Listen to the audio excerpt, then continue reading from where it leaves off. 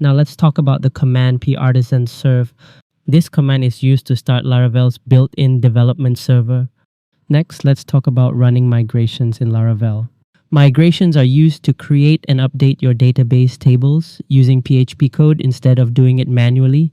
This will create all the tables defined inside your migration files, such as users or any tables. Running migrations keeps your database structure organized, version controlled, and consistent across development. After starting the server with 𝗵𝗲, Laravel gives you a local URL, usually http://127.0.0.1/8000.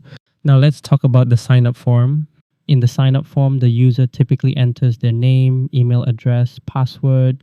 After the user completes the sign-up form and their account is successfully created, we redirect them to the sign-in form.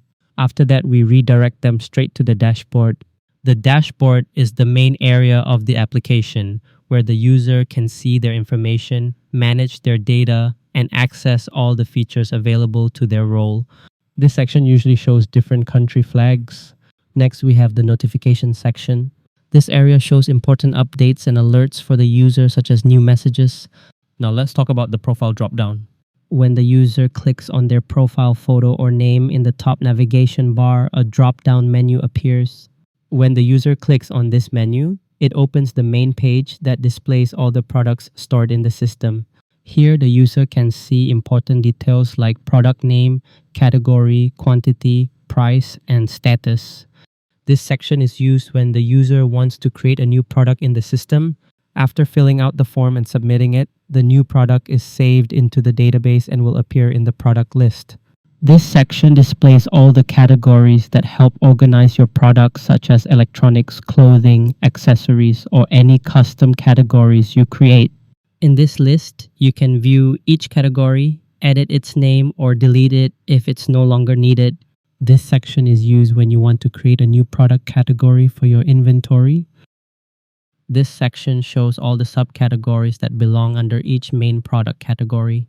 In the subcategory list, you can view all existing subcategories, edit them, or delete them if needed.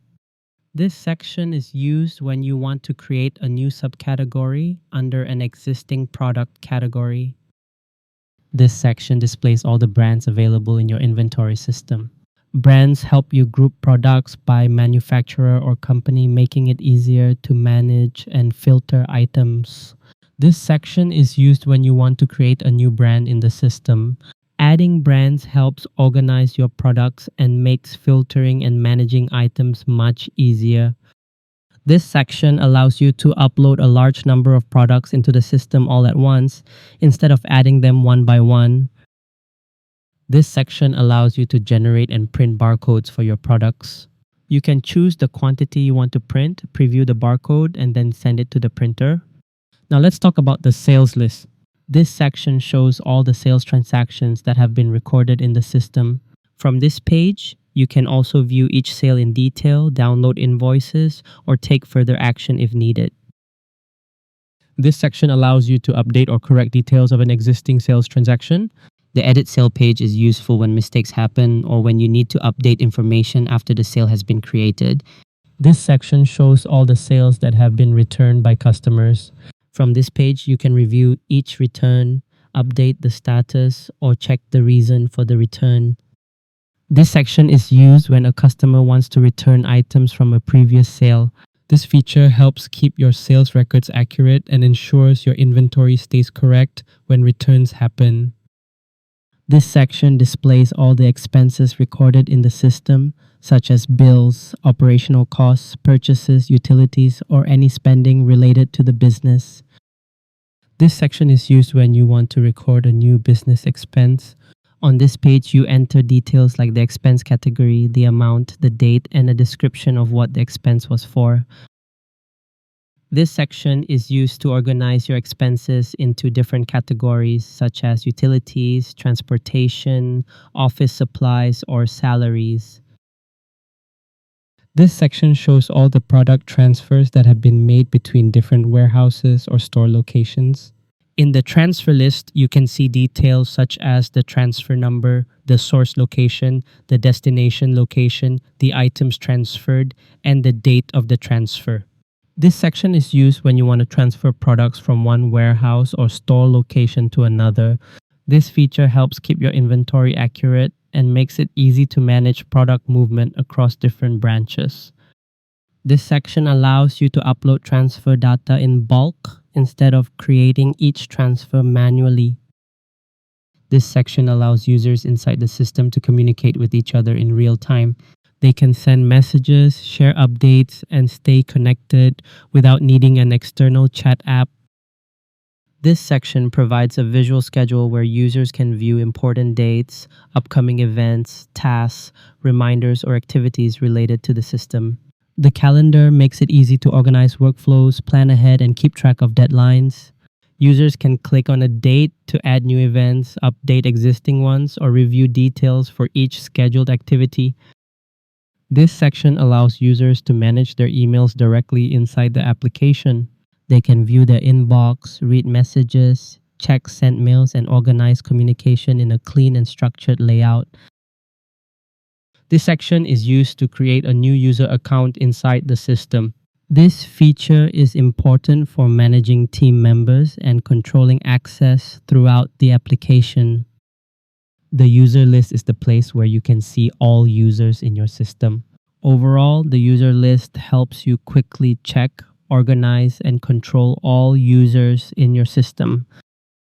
The general setting page is where you control the main configuration of your application. This includes your system name, logo, contact information, currency, time zone, and other basic options. The email setting page is where you configure how your system sends emails. From here, you can set up your mail driver, host, port, username, password, and encryption method.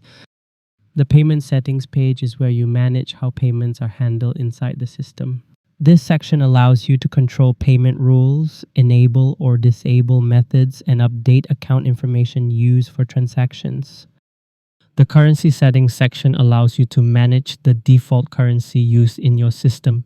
From here, you choose which currency your application will display for prices, invoices, sales, and expenses.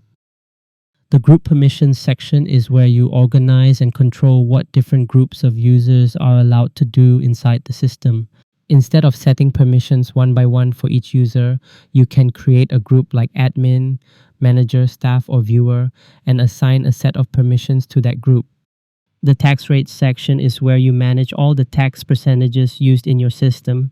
This is important because products, sales, and invoices often require tax calculation depending on your business or country rules. The main dashboard is the central place where you can quickly see what's happening in your entire system. In Laravel, a route name is a simple readable label you give to a route. Instead of using a long URL everywhere in your project, you can refer to that route using its name. The public folder in Laravel is the only folder that is directly accessible from the browser.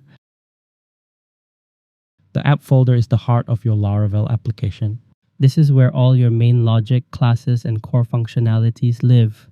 When Laravel needs to process a request, like loading a page, saving data, or applying business rules, it will use the files inside the app folder.